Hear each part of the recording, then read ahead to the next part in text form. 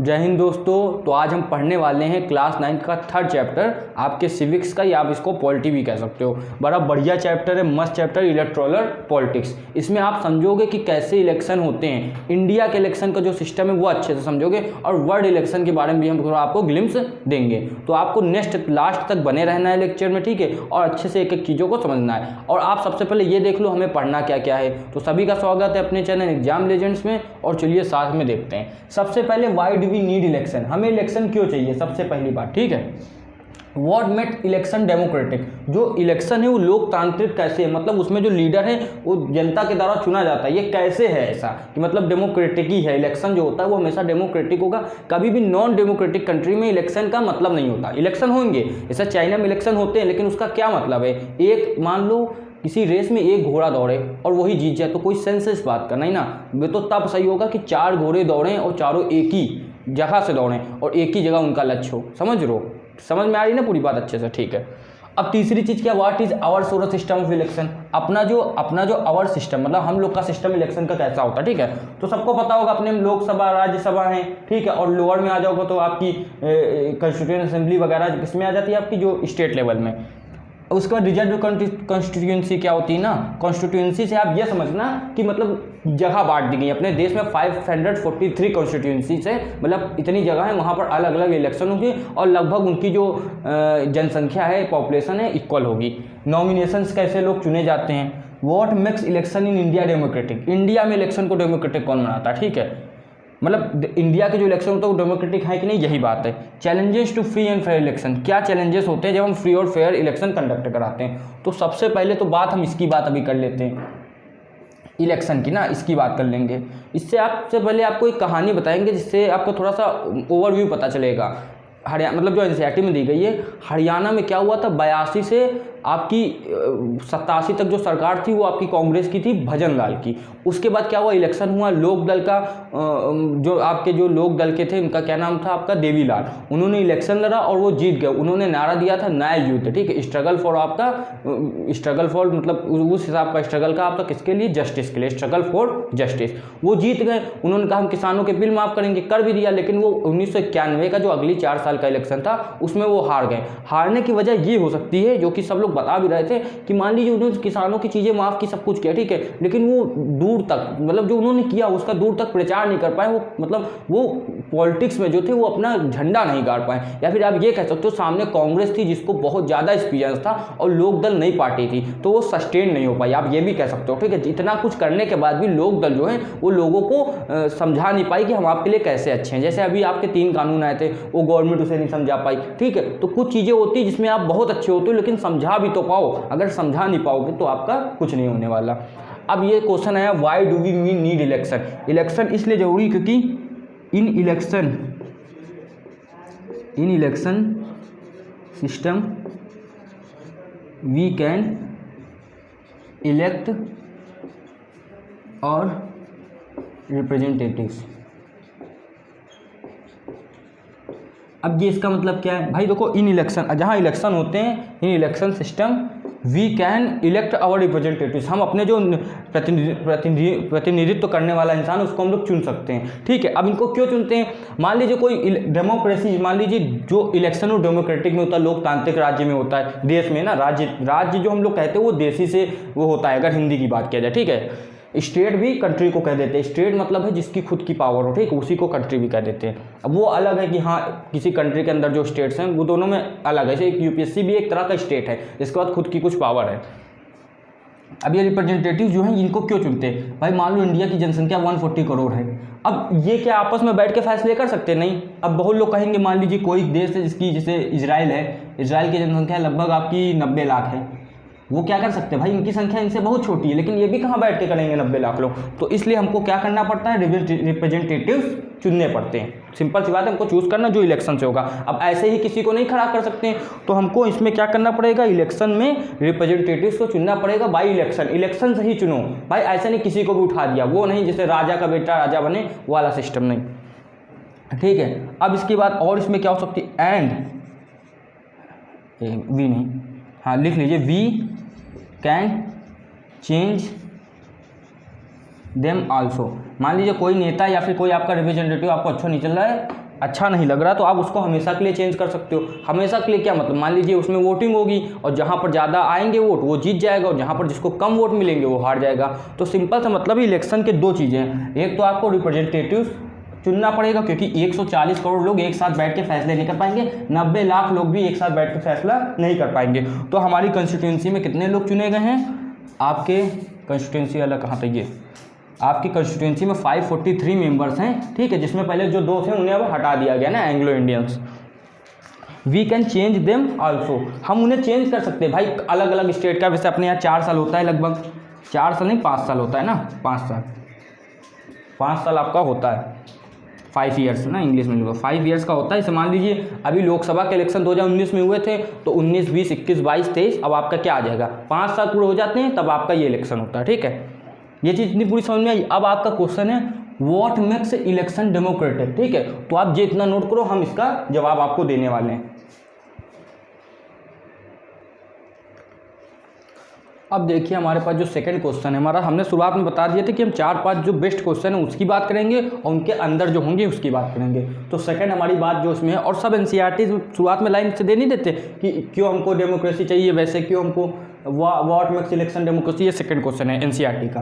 तो इसके 5 पॉइंट है जो सबसे अच्छे हैं, अगर कोई पता है कि मतलब इलेक्शन जो है वो डेमोक्रेटिक कैसे होगा तो इसके ये 5 पॉइंट, आप 5 नंबर का ही क्वेश्चन आएगा। अगर हम 9th में हो 10th में हो तो 5 नंबर का आएगा, 11th 12th में हो तब भी 5 नंबर का आएगा, वो सीबीएसई का पैटर्न ही ऐसा है। तो सबसे पहले इलेक्शन अगर डेमोक्रेटिक क्या क्या बना सकता है, पहले तो 1 वोट की 1 वैल्यू हो।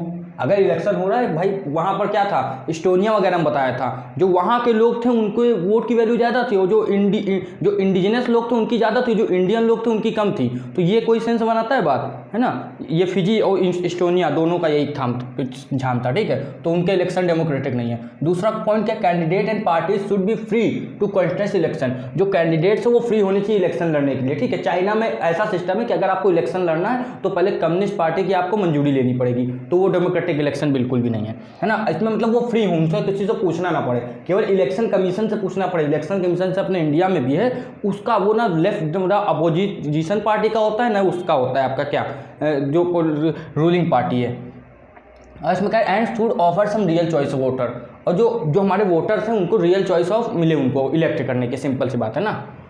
थर्ड आपका पॉइंट क्या, election must be held regularly after every few years. भाई बहुत बार लोग क्या करते हैं, इससे इमरजेंसी में हुआ था, इंदिरा गांधी ने इलेक्शन को आगे बढ़ा दिया था, ठीक है, तो ये चीज़ें नहीं होनी चाहिए। अगर इलेक्शन डेमोक्रेटिक होने के लिए ये चीज़ें नहीं होनी चाहिए। तो इसका मतलब ये नहीं कि इंडिया का जो इलेक्शन है वो डेमोक्रेटिक नहीं, कभी कभार ऐसी चीज़ हो जाए तो उसको हटाया जा सकता है, लेकिन हमेशा हो। जैसे वहाँ हो गया था, क्या कहते हैं, जो आपके जिम्बाब्वे वगैरह में हुआ था, वो इलेक्शन को मैनिपुलेट करा रहा था लेकिन अच्छे से नहीं करा रहा था, तो वो सब चीज़ें अनडेमोक्रेटिक में 20 साल लगातार किया तो वो चीज़ गलत होता है। 1, 2, 3 साल चल सकता है, वैसे वो भी नहीं होना चाहिए। The candidate preferred by the people should get elected, जिसको मतलब लोगों ने प्रिफर किया वही इलेक्ट आए। ऐसा नहीं है कि ईवीएम में झोल झाल कर दे, वैसे होना नामुमकिन है, बैलेट पेपर में हो सकता है सब चीज़ें, ठीक है। बहुत बार होता, अभी ये भी बताएंगे बैलेट पेपर को क्यों हटाया गया और ईवीएम को क्यों लिया गया ना, उसके भी रीजन है। लास्ट पॉइंट क्या, election should be conducted in a free and fair manner, ठीक है, सबसे पहली बात ना, where people can choose as the really want, जिनको वो चाहते हैं उनको वो चुने, ठीक है। ऐसा नहीं है कि उनसे बताया जाए कि ये बंदा खड़ा है, ये बंदा खड़ा है, दोनों में से चूज कर लो, ऐसा नहीं है, जिसको कहता है 2 पार्टी सिस्टम, जैसे अमेरिका में है। अब समझ लो अमेरिका में, लेकिन सही है तब भी 1 पार्टी सिस्टम से अच्छा है, लेकिन डेमोक्रेट्स और जो उनके क्या है रिपब्लिकन, 2 पार्टी हैं। मान लो किसी को दोनों आइडियोलॉजी से मतलब नहीं, तो कोई तीसरी पार्टी आनी चाहिए कि नहीं, खुद बताओ अपने नाम से। मतलब मान लो एक तो जैसे वहाँ पर यूके में कंजर्वेटिव है और नॉन कंजर्वेटिव है, तो कोई तीसरा मान लो ना कोई कंजर्वेटिव है ना नॉन कंजर्वेटिव, लिबरल है, तो लिबरल की कोई पार्टी है वहाँ पर, सोचना है बस, मतलब ठीक है। तो वो इसमें मतलब डिबेट ही है कि वो है इलेक्शन आपके कैसे मतलब डेमोक्रेटिक इलेक्शन होते हैं कि नहीं होते, ठीक है। लेकिन फेयर चांस ऑफ चूज तो है आपका, आप 2 में से तो चूज कर सकते हो। चाइना का बिल्कुल भी नहीं है, क्योंकि वहाँ चूज करने का, जब एक ही इंसान हो तो चूज क्या करोगे उसमें, ठीक है। अब एक क्वेश्चन इसी में और है जो इसी से रिलेटेड है कि जो पॉलिटिकल कॉम्पिटिशन है वो जरूरी है कि नहीं, मतलब जो प्रतिद्वंदिता है आपकी इलेक्शन में वो जरूरी है कि नहीं, वो बहुत ज़रूरी है। देखिए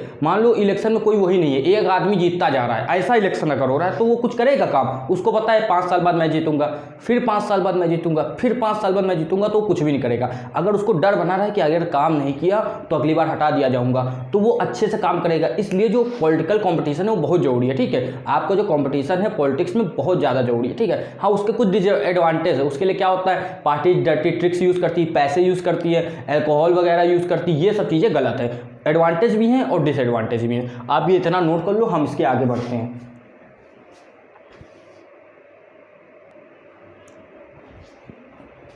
तो आपके पास ये क्वेश्चन आ गया जिसका सब लोग इंतजार भी कर रहे होंगे, what is our system of election, हमारा जो है सिस्टम ऑफ इलेक्शन कैसा है। तो भाई साहब हम लोग इतनी चीज़ों में बैठे हुए हैं, एक लोकसभा में, ठीक है, और आपकी किसमें, विधानसभा में, विधानसभा में, ठीक है। इसमें क्या होता है, इसमें जो होता है हम लोग 543, देखो अपने जो ये भारत है, भारत को हमने 543 कॉन्स्टिट्यूंसी में बांट दिया है, कॉन्स्टिट्यूंसी, ओके, कॉन्स्टिट्यूंसीज में बांट दिया, ठीक है। अब इसमें क्या हुआ, लगभग जो इनकी पॉपुलेशन है वो इक्वल है, लगभग पॉपुलेशन जो है वो इक्वल है, ठीक है। और हर एक कॉन्स्टिट्यूंसी का एक जो होगा मेंबर होगा, जिसका हमने नाम रखा है मेंबर होगा, जिसको हम लोग कहते हैं मेंबर ऑफ पार्लियामेंट, या फिर अपनी भाषा में बोला जाए तो कहो आपका सांसद, मेंबर ऑफ पार्लियामेंट, ठीक है। और मेंबर ऑफ पार्लियामेंट जिसे चुनते हैं लोकसभा का नेता, वो होता है आपका द प्राइम मिनिस्टर, जो कि अभी हमारे हैं प्राइम मिनिस्टर। अभी प्राइम मिनिस्टर कौन है, मोदी जी, ठीक है। ये है। अब विधानसभा में क्या होता है, विधानसभा में आपका मान लीजिए विधानसभा में अलग अलग विधानसभाएं, अपने यहाँ जैसे 28 राज्य हो, 8 आपकी यूनियन टेरिटरीज है, तो 28 जो राज्य हैं उनके क्या होंगे, आपकी इलेक्शन होती है, उनसे जो हम लोग चुनते हैं उनको कहते हैं, जैसे मान लीजिए यूपी में 403 कॉन्स्टिट्यूंसीज हैं, कॉन्स्टिट्यूंसीज, ठीक है। तो यही हम सोच रहे कहाँ कोई स्पेलिंग गलती है, ट्वेंसीज, ठीक है, कॉन्स्टिट्यूंसीज हैं, ठीक है। जिसमें क्या हुआ, अभी किसकी सरकार है, चीफ मिनिस्टर, जिसकी सरकार होगी वो चीफ मिनिस्टर उसी का बनेगा, ठीक है। जैसे मैं यूपी से आता हूँ इसलिए इसका एग्जाम्पल लिया, ठीक है। यहाँ के कौन है आपके सीएम हैं, आपके योगी आदित्यनाथ, हाँ योगी आदित्यनाथ ये हैं। भाई हम यूपी से आते हैं, यूपी के अंदर भी उन्नाव से, ठीक है, कानपुर के पास, समझ में आई इतनी बात अच्छे से, ठीक है। अब इसके बाद ये तो हो गया, चलो लोकसभा विधानसभा हो गया, ठीक है। इन ये जो इलेक्शन होते हैं इनको हम लोग कहते हैं, इन इलेक्शन को हम लोग कहते हैं जनरल इलेक्शन, जनरल इलेक्शन, ठीक है। ये तो जनरल इलेक्शन है जो हर किसने आपके हर 5 साल में होते हैं, ठीक है, 5 ईयर्स में। ये अपने इंडिया का हम लोग बता रहे हैं कब होते हैं, 5 ईयर्स में, ठीक है। लेकिन मान लो कोई आपका मेंबर ऑफ पार्लियामेंट है, ठीक है, मेंबर रिप्रेजेंटेटिव है या फिर मेंबर ऑफ पार्लियामेंट है आपका, ठीक है, या आपका एमएलए है, ठीक है, या फिर मतलब जो मेंबर ऑफ विधानसभा है, अगर एमएलए है, इनमें से किसी की क्या हो जाए, डेथ हो जाए, या फिर ये क्या कर दे आपका रिजाइन हो जाए, फिर क्या होगा, इनका जो इलेक्शन होगा फिर एक इलेक्शन होता है जिसको हम लोग कहते हैं बाई इलेक्शन, केवल इनके लिए इलेक्शन होगा, इनकी जो सीट वेकेंट है, खाली है, उसके लिए जो इलेक्शन होता है उसको हम लोग कहते हैं बाई इलेक्शन। ये चीज़ अच्छे से समझ में आई, ठीक है। अब जो लोकसभा है अपनी, लोकसभा के अंदर क्या है, आपकी चीज़ें जो है रिजर्व हैं, जो आपकी सीटें हैं, कॉन्स्टिट्यूएंट असेंबलीज जो हैं उनकी जो मतलब जो कॉन्स्टिट्यूएंट असेंबली है लोकसभा ही को कहते हैं, ठीक है। उसमें जो सीटें रिजर्व हैं, रिजर्व्ड कॉन्स्टिट्यूंसीज, ठीक है। अभी किसके रिजर्व में, एक आपके एक इसके लिए एससी के लिए है और दूसरा आपका एसटी के लिए, इनके लिए जो है सीटें रिजर्व है, ठीक है। कितनी सीटें रिजर्व है, परसेंटेज आप वहाँ से निकाल सकते हो। एससी की हैं 84% और 84 सीटें हैं, और एसटी की आपकी हैं 47, ठीक है। अब देखो अभी जो नया कानून आया है जो मोदी जी ने पास किया है, ठीक, मतलब जो आपके संसद से पास हुआ है, उसमें ये किया गया है जो अपनी वुमेन्स हैं उनको भी आपको कितना आरक्षण दे दिया गया, 1/3, मतलब जो ये 543 है इसका 1/3 जो सीटें उनके लिए रिजर्व है, ठीक है। कितनी वुमेन्स के लिए हैं, वुमेन्स के लिए आपकी हो गई 1/3 जो है सीटें रिजर्व है। किसका 1/3, इसका 543 का। अब इसका ये कितना आएगा आप निकाल के कमेंट में बताओ ये कितना आएगा, ठीक है, सॉल्व करके बताना है, ठीक है। जितना अगर कहीं दशमलव में आ जाए तो आप एक होल नंबर के उसके आगे ले लेना, ठीक है, उतनी सीटें रिजर्व हैं। ये वुमेन्स के लिए हो गया, इतना समझ में आया ना, वुमेन। अब इसमें क्या चीज़ें, हाँ ये चीज़ तो पूरी समझ में आई। अगर अब इसमें कोई आप कह दे, मान लो ये आपका जो मेंबर ऑफ पार्लियामेंट है, ये चीज़ पहले इतनी नोट करनी है, ठीक है, ये चीज़ इतनी हम हटाने जा रहे हैं। अब मान लीजिए जो आपका मेंबर ऑफ पार्लियामेंट है इसका जो है नॉमिनेशन कैसे होता है, नॉमिनेशन क्या होता है, नॉमिनेशन मतलब ये कैसे कहता है कि हमको इलेक्शन लड़ना है। मान लो मेंबर ऑफ पार्लियामेंट या फिर अगर विधानसभा है तो मेंबर ऑफ जो आपका लेजिस्लेटिव असेंबली एमएलए होगा, तो कैसे नॉमिनेशन करेगा, तो नॉमिनेशन के लिए वो जाएगा आपका इलेक्शन कमीशन के पास, ठीक है। इलेक्शन कमीशन इनको एक नॉमिनेशन फॉर्म दे देगा, क्या दे देगा, नॉमिनेशन फॉर्म, ठीक है, नॉमिनेशन फॉर्म दे देगा। और उसमें इनको अपनी सारी डिटेलिंग भरनी होगी, ठीक है। लेकिन अब जो आपका सुप्रीम कोर्ट है उसने कुछ चीज़ें और एडिशनली जोड़ दी है ना, और कहा इसको डिस्क्लोज करो। अब कह रहे हैं हमको ना बताओ, मतलब इनको बताओगे तो सुप्रीम कोर्ट ने ये कहा है कि इलेक्शन कमीशन इसको डिस्क्लोज कर देगा, जिस कंस्टिट्यूंसी से ये लड़ रहा है इलेक्शन, जो आपका कैंडिडेट है उनको डिस्क्लोज कर दो कि इसके पास कितनी इसकी एजुकेशन है, एजुकेशन आपको डिस्क्लोज करना है, प्रॉपर्टी कितनी है ये डिस्क्लोज करना है, ये कंपलसरी है, और कोई क्रिमिनल रिकॉर्ड तो नहीं है, क्रिमिनल रिकॉर्ड ये भी आपको डिस्क्लोज करना। अगर कुछ है, मतलब वही है कि 2 साल से ज़्यादा सजा ना हो या इससे नीचे वाला है तो लड़ सकते हैं इलेक्शन ना, ऐसे रूल है अपना। चलो ये नॉमिनेशन फॉर्म भी इनका हो गया, ठीक है। अब ये नॉमिनेशन के लिए कुछ फीस भी चार्ज की जाती है, ठीक है। देखो फीस चार्ज की जाती है, इसका कुछ नाम है, देखो हिंदी में तो उसको जमानत वाले कहते हैं ना, और इंग्लिश में जो नाम है जो आप लिखोगे उसको कहते हैं सिक्योरिटी डिपॉजिट। सिक्योरिटी डिपॉजिट होती है जो कहो तो 15,000 कुछ ऐसे आसपास हो लगभग, ठीक कितनी होगी। और मान लो अगर इनको जो इलेक्शन है उसके 10% वोट से भी कम ऐसा कुछ मिलता है तो मतलब ये आपके इसमें सिलेबस में है नहीं, ठीक है, एडिशनल जानकारी है, तो ये लोग क्या इलेक्शन नहीं लड़ पाता, ऐसा कुछ है, लेकिन ये आपके सिलेबस में पूरा नहीं है। याद रखना, इससे 10% से अगर नीचे वोट मिला तो उनके जो है जो पैसा है वो जब्त कर लिया जाएगा, ठीक, वही जमानत जब्त होती है। ये सिक्योरिटी डिपॉजिट आपको समझा दिया, ठीक है, इतनी चीज़ें हो गई। अब देखो ये जो 1/3 वाली बात है ना, ये जो 1/3 वाली है, ये जो हमारे 3rd टायर के इलेक्शन होते हैं, जो आपके ग्राम पंचायत में होते हैं, जो वार्ड्स में होते हैं, वहाँ भी वुमेंस के लिए आपका इतना है, ये वुमेन के लिए है ना 1/3 है, किसमें, जो आपके वार्ड वाले इलेक्शन होते हैं, है ना, जो आपके 3rd टायर ऑफ इलेक्शन होते हैं। फर्स्ट लोकसभा हो जाता है, सेकंड आपका ये हो जाता है विधानसभा, और 3rd में ये सब आ जाता है, ठीक है, ग्राम पंचायत वगैरह, वार्ड वाले, ठीक है, नगर निगम वाले, ये सब चीज़ें। इतनी चीज़ पूरी समझ में आई, ठीक है। अब देखो ये चीज़ पूरी आपको समझ में आ गई। अब इसके आगे अभी बहुत सारे क्वेश्चन है कि जो इलेक्शन है वो फ्री एंड फेयर कैसे हो सकते हैं, ठीक है, और उसमें क्या क्या दिक्कतें आ सकती है, चैलेंजेस क्या हैं, ये सब हम आगे देखेंगे। जब तक के लिए आप क्या करो, ये चीज़ इतनी पूरी नोट कर लो। एक चीज़ आप लोग और याद रखना, जो नॉमिनेशन के लिए जो कैंडिडेट है, ठीक है, कैंडिडेट जो है उसकी उम्र कितनी होगी ना, इसमें कन्फ्यूजन हो सकता है। जो वोटर हैं, जो वोटर्स हैं उनकी एज कितनी होती है, 18 साल। इसी को हम लोग कहते हैं यूनिवर्सल एडल्ट फ्रेंचाइज। मतलब अपने ये है कि हर व्यक्ति को वोट डालने का अधिकार नहीं है, जो 18 साल के ऊपर है या 18 का है केवल वही वोट डाल सकता है। अगर कोई, मतलब ये एनसीईआरटी में एक बार क्वेश्चन आ चुका है कि यूनिवर्सल एडल्ट फ्रेंचाइज क्या है, हर देश में यही होती है लगभग ना, किसी में 21 साल भी हो सकती है कुछ देशों में। लेकिन अगर कोई कहते हैं कैंडिडेट कितने साल का होना चाहिए, तो वो 25 साल का, 25 ईयर्स का होगा तभी वो इलेक्शन लड़ पाएगा, ठीक है। ये फिक्स रूल है, बिल्कुल याद रखना, ठीक है। ये चीज़ समझ में आई। अब हम इसके आगे देखेंगे। तो देखिए अब 2 क्वेश्चन जो बहुत मेन है आपके, what can political parties can't do during election. Election के समय वो लोग क्या नहीं कर सकते, ठीक है। देखो क्या क्या चीज़ें नहीं कर सकती, giving vote, giving money two by votes, ये चीज़ तो नहीं कर सकती बिल्कुल भी, ठीक है, ये पहला पॉइंट है। और क्या नहीं कर सकती है ना, वो जो अपना प्रोपेगेंडा है वो नहीं फैला सकती।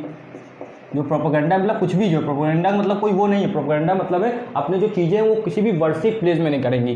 प्रोपेगेंडा जो है आपका वो कहाँ पर नहीं होगा, इन वर्शिप प्लेस।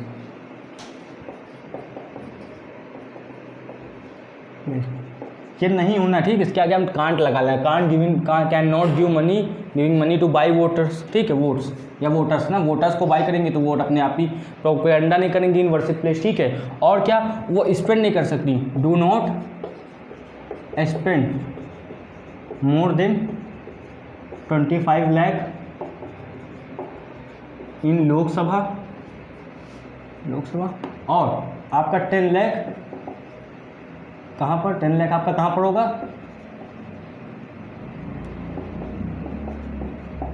विधानसभा, ठीक है। जो आपके वहाँ के इलेक्शन लोकसभा, वहाँ पर मिनिमम लिमिट जो आपकी है, मैक्सिमम जो है 25 लाख, और यहाँ पर 10 लाख, इससे ज़्यादा नहीं करना, ठीक है। और बहुत सारी चीज़ें नहीं करती, डू नॉट या कांट आप लगता हो नहीं यूज सकते हैं, do not use government vehicle जो वो नहीं यूज़ करेंगे। और आपका एक चीज़ क्या नहीं करेंगे, ये किसी कोई भी चीज़ का ना फाउंडेशन स्टोन रखें, डू नॉट ले foundation stone of any project, जो गवर्नमेंट सत्ता में, ठीक है, ऑफ एनी प्रोजेक्ट। अब आप कहोगे इसमें अच्छे से थोड़ा समझा दो, तो मतलब ये आप कोई नई चीज़ का फाउंडेशन नहीं रख सकते, ठीक है, लेकिन कोई पुरानी चीज़ है जो जिसका फाउंडेशन आप 1 साल पहले रख सकते हो, उसका इनॉग्रेशन कर सकते हो। ये रूल है, याद रखना। ऐसा नहीं है कि मान लो 1 साल पहले कोई चीज़ बन रही थी, अब बन के तैयार हुई तो उसका आप शिलान्यास नहीं कर सकते, मतलब समझ रहे हो ना, उसको आप उसको खोल आराम से ओपन कर सकते हो, उसमें कोई दिक्कत नहीं है, ठीक। ये चीज़ ठीक है। अब इसमें कहना vote makes election in India democratic. सबसे पहले तो अपना जो है इंडिपेंडेंट इलेक्शन कमीशन है, ठीक है, जिसका नाम इलेक्शन कमीशन ऑफ इंडिया, ठीक है।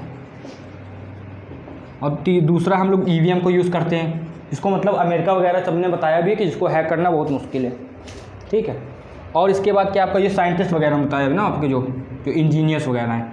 और आपकी एक चीज़ क्या है, पॉपुलर पार्टिसिपेशन।